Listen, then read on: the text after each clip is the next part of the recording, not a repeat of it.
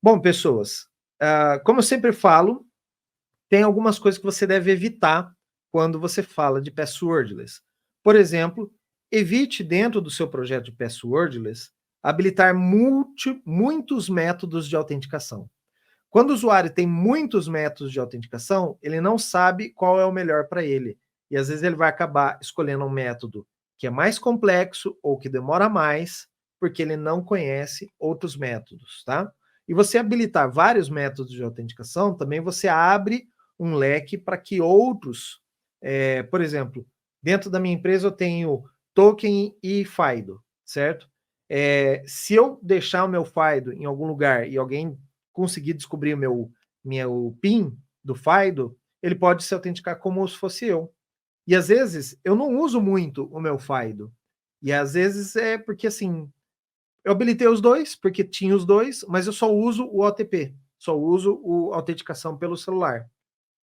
Então, você concorda que você está aumentando a sua exposição ao risco por um autenticador que às vezes aquele usuário não vai utilizar. Então, evite habilitar muitos MFAs, tá? Fique atento que alguns autenticadores, ele tem um negócio chamado falsa taxa de aceite.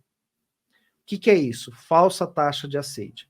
Vamos imaginar que você está autenticando com o rosto. Aquele método de autenticação, ele não consegue dizer 100% que aquele rosto é o rosto do Fábio. Ele vai chegar em 90%, 80%. Se eu tiver, por exemplo, troquei meu óculos, ou se eu estiver usando um boné, ele vai diminuir essa taxa de aceite.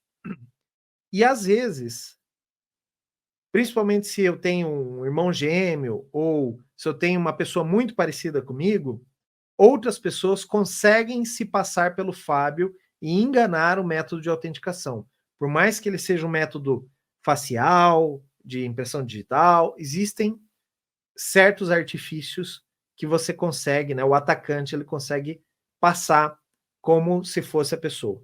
Então, isso nós chamamos de falsa taxa de aceite. Todo equipamento de autenticação, seja uma câmera, um celular, o iPhone, ou o que seja, ele tem esse valor. Olha, esse equipamento ele tem uma taxa, uma falsa taxa de aceite, né? Em tantos por cento. E aí você tem que ver se isso é tolerado pela sua empresa ou não. Dependendo por exemplo, se eu vou fazer a proteção de mísseis nucleares, aí é melhor eu não usar isso, porque se alguém pode se passar pelo operador do míssil nuclear, pode acontecer um ataque terrorista. Então, é óbvio, nesse caso, eu não posso admitir uma alta taxa de erro, né, no aceite.